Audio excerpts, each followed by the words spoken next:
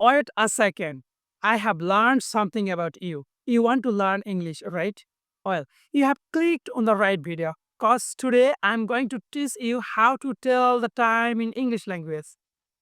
And after watching this video, you will be able to say the correct time in English with confidence. This time to learn, let's dive in.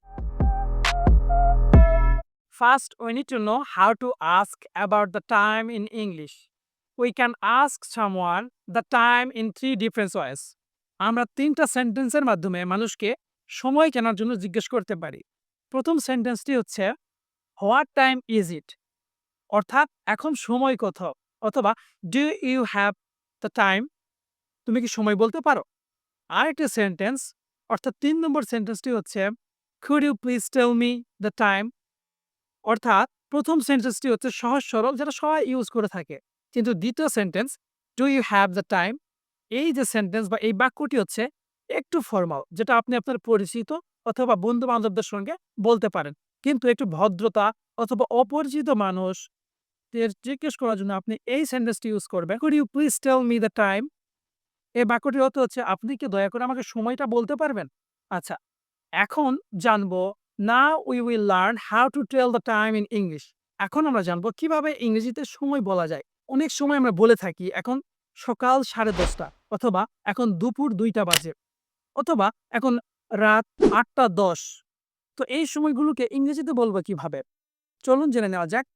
প্রথমে আসি, আমি যদি বলি এখন 2টা বাজে অথবা 3টা বাজে অথবা সন্ধ্যা 8টা বাজে অথবা রাত 10টা বাজে, সে সকল ক্ষেত্রে আমরা এভাবে বলতে পারি। ঘন্টার কাঁটাতে ঘড়ি থাকলে এরকম বলবো, it's 2 o'clock, it's 8 o'clock, it's 10 o'clock, অথবা ইটস 6 o'clock, অর্থাৎ 6টা বাজে, 8টা বাজে, 10টা বাজে। তাহলে it's 6 o'clock, it's 8 o'clock, it's 10 o'clock। আর যদি এমন হয় 10টা বেজে 10 বাজে, সেক্ষেত্রে ইটস 10 past 10। আর যদি এমন হয় 10:30 অথবা 8:30 অথবা 7:30, সেক্ষেত্রে আমরা বলবো ইটস 7:30। এর অর্থ হচ্ছে এখন 7:30 বাজে অথবা এখন 10:30 বাজে। তাহলে এটার কি হবে? আচ্ছা, ইটস 10:30। আর যদি এমন হয় এখন 9:30 বাজে, ইটস 9:30। তার মানে কি অর্ধেক সময় চলে গিয়েছে 9টা বেজে, তাহলে ইটস 9:30। তাহলে 9:30 এটা ইংরেজিতে আমরা বলতে পারতেছি। আচ্ছা, এমন যদি হয় 8টা 35 বাজে, সেক্ষেত্রে আমরা কিভাবে বলবো? ওকে, ইটস 25 to 9, অর্থাৎ 8টা 35 যদি বাজে, তাহলে এমন হবে আমরা এইভাবে বলতে পারি, ইটস 25 to 9, অর্থাৎ 9টা বাজতে 25 মিনিট কম, অর্থাৎ 8টা 35 বোঝাচ্ছে। আচ্ছা, এরকম যদি বোঝাই 8টা 15 অথবা 9টা 15 অথবা 7টা 15, সেই ক্ষেত্রে আমরা বলতে পারি ইটস 8:15, অর্থাৎ 8টা বেজে 15 মিনিট, 8:15 বলে থাকি। আচ্ছা, অথবা আমরা বলি 10:15 বাজে, তাহলে সেক্ষেত্রে আমরা বলবো ইটস 10:15। আর যদি 8টা বেজে 45 মিনিট হয়, সেক্ষেত্রে আমরা কি বলবো? দেখুন, 8টা বেজে 45, তার মানে হচ্ছে 9টা বাজতে আর 15 মিনিট বাকি আছে। তো সেক্ষেত্রে আমরা এইভাবে বলতে পারি, ইটস 8:15, ইটস 8:15, অর্থাৎ 15 মিনিট কম 9টা বা 8টা 45।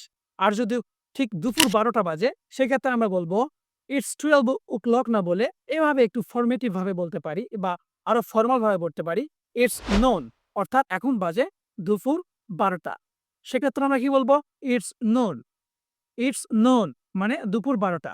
আচ্ছা, যদি 9:30 বাজে, ইটস 9:30।